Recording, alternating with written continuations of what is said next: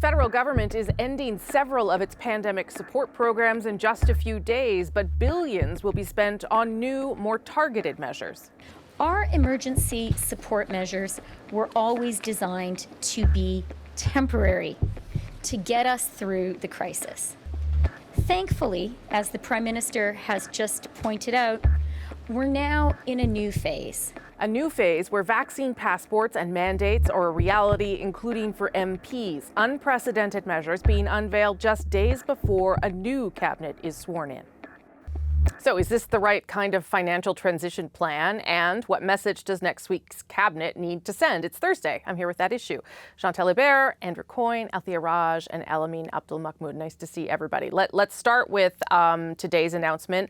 These supports sort of winding down, transforming, becoming more targeted. Andrew, I'll start with you. Is this what had to be done? Are they doing it the right way? Yeah, I mean, it's time. I might even say about time. We're more than 18 months from the peak of the pandemic. Employment is back to its pre-pandemic levels. And we've got to both in the reality and in the signals that we send show that we're coming to grips with the size of the deficit and the debt, the accumulating debt, and indeed the money creation that the Bank of Canada purchases that have been going to finance that. I mean, it's coincidental perhaps that it comes out right after we hear that inflation has jumped to 4.4%. But we need to be both, as I say, in substance and in perception, showing that we're going to get a control of our deficits and debts and keep inflation under control. And this is it seems to be part of that as well. Are you surprised, Chantal, that it took this long to get to this point? Because there are businesses, yes, calling for it to continue, but there are also businesses saying we can't find anyone to work for us. No, I am not surprised. And what is not a coincidence is that it comes after the Prime Minister has had a talk with opposition leaders. Because whatever you do want to be on some fairly consensual ground, and he is. The Conservatives, the Bloc Québécois, both called for a more targeted approach, and that is what they're getting. So, yes, it comes the day before the deadline, but I don't think it could have happened a lot before that time. Althea?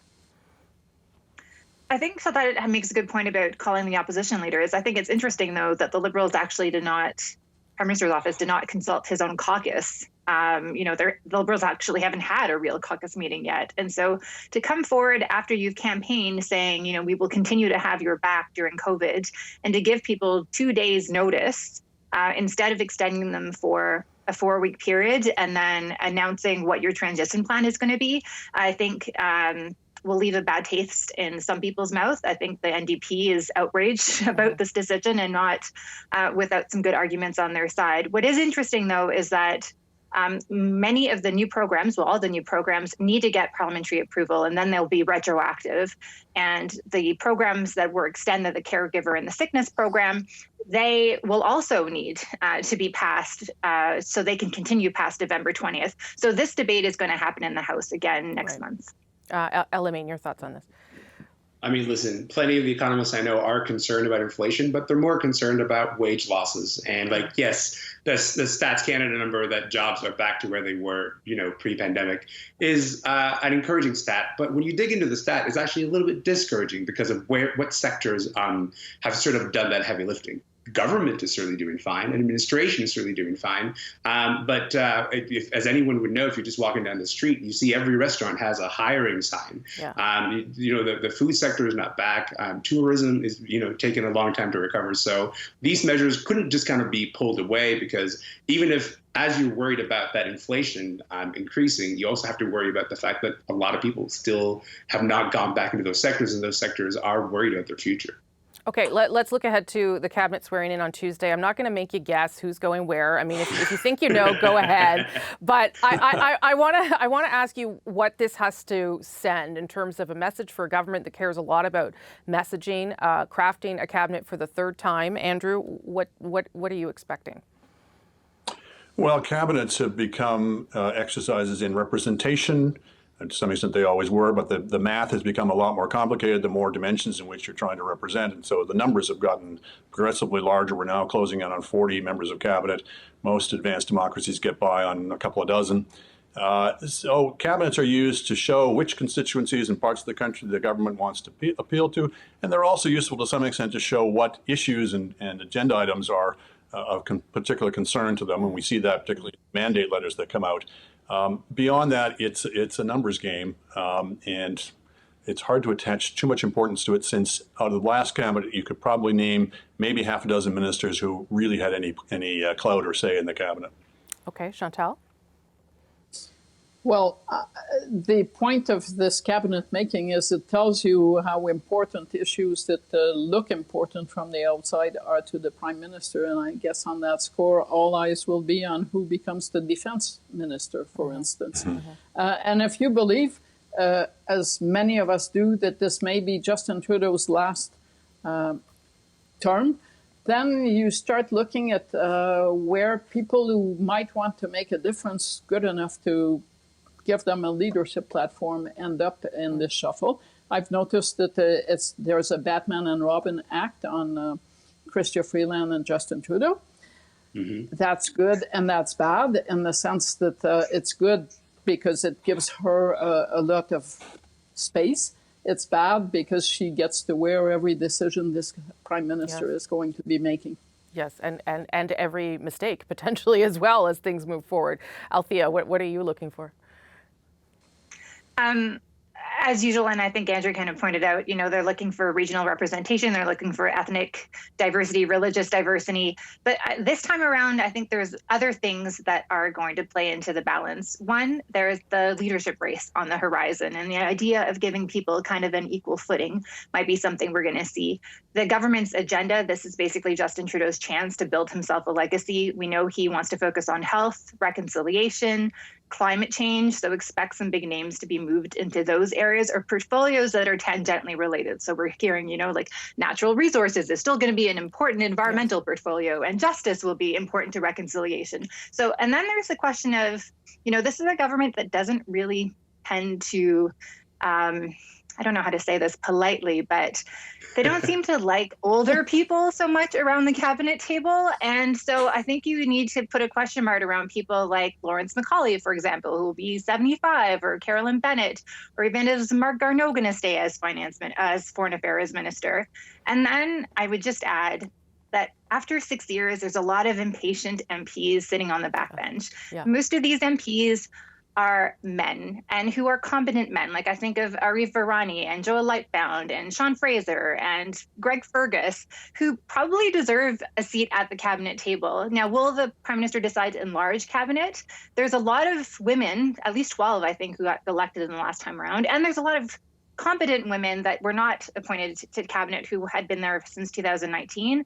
One of the lessons learned, I'm told, from the PMO from 2019 is that you don't actually need to give somebody training wheels before you appoint them to cabinet. We saw that with Anita Anand, for example.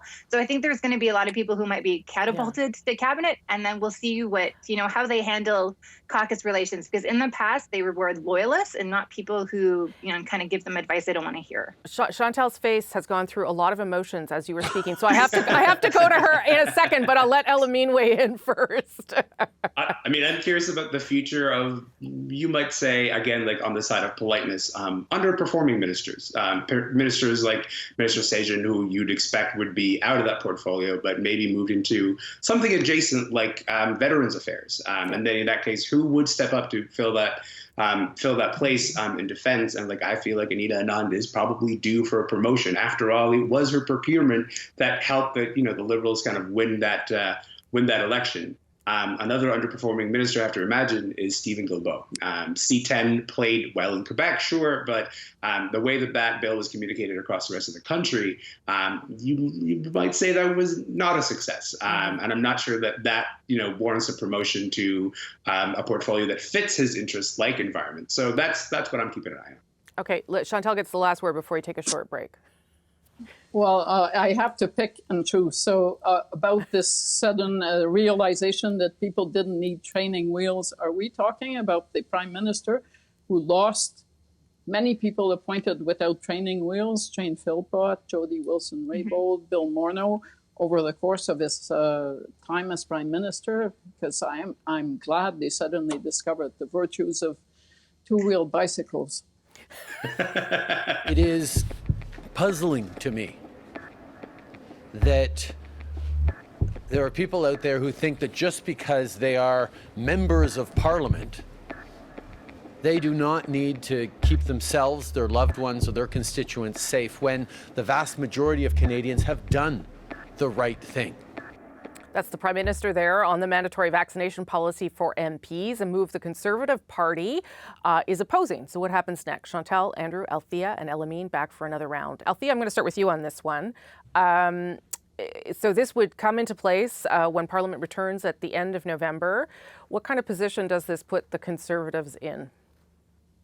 Well, basically, the agreement that was hatched by this administrative committee did not include the voice of the Conservative Party. So they are now saying, well, this was unjust and the committee cannot decide. The opposite, all the Liberals and the Bloc and the NDP can't decide on a policy that affects the rights of members. And so they are going to challenge that decision. So that's the expectation, that MPs would rise and ask for a vote of the House.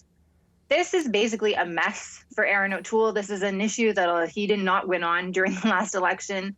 And I think really just shows the fact that he has no control over his caucus. This is not going to reflect positively on the Conservative Party. But perhaps the yardstick for Mr. O'Toole is not whether public opinion polls and people are in agreement with this policy that basically suggests that MPs should live by different rules than the rest of Canadians outside of the parliamentary precinct. But his focus is on winning the leadership vote at the next convention in 2023. And that's where his attention is, because so many members of his caucus, I was told when I wrote my election rep that about 24 caucus members were unvaccinated. That is a lot of people. And we know that there are people like Leslyn Lewis, for example, who was a candidate who was elected, who is not vaccinated. And so there are people who have unvaccinated staff as well, who will be working in their constituency offices. It's a big mess. And to be fair, we don't actually know the number. The Conservative Party hasn't disclosed. No, they will not release it. Or the number of people. And some of the people are also just people who don't want to share personal information. Chantal. But we also know that the majority in caucus is vaccinated and that there are MPs in there. We always talk about those who do not want to get vaccinated. But there are MPs who do not really want to take a hit on this. Yeah. And so it's easy enough to say, Aaron O'Toole, at some point we'll have to choose between the outliers and the others who want to move on to something that is more logical.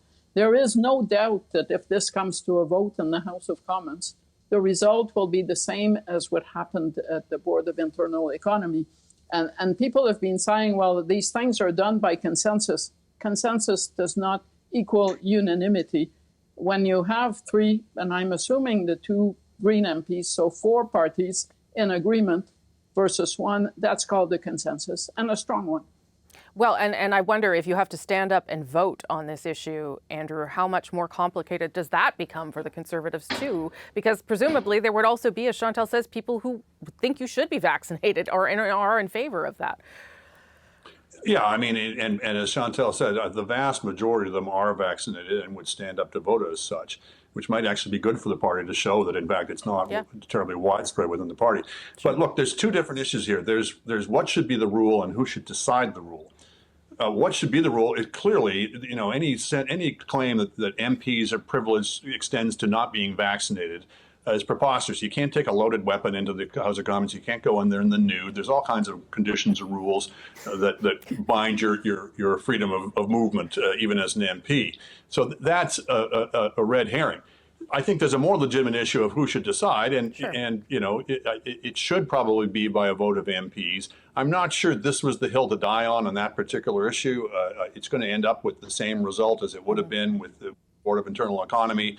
And as the point has been made, the only thing that's been achieved is to make the party look foolish. Last word to you, Elamine. I mean, I imagine that was the purpose, right? The purpose is to make the party look foolish, but also at the expense of kind of blowing up what is a microcosm of the larger division we're having out here outside of the House of Commons, which is this tension of, okay, how much freedom exactly should people who are not vaccinated get And increasingly, it seems like we're polarizing in this country into an answer of actually not much. I just wonder about the long-term consequences of the Prime Minister hitting that polarization note. He hit it really hard during the election campaign. You thought that maybe he'd ease off of it by now, but no, they're going sort of full throttle on it. And maybe they're guessing that this issue is not going to go away anytime soon, but it just seems like there is a cost eventually to sort of harvesting all of this polarization and resentment. Okay, got to leave it there. Thank you to all four of you. You will all be back on Tuesday a couple of times through the special and then that night on the National too. Appreciate it.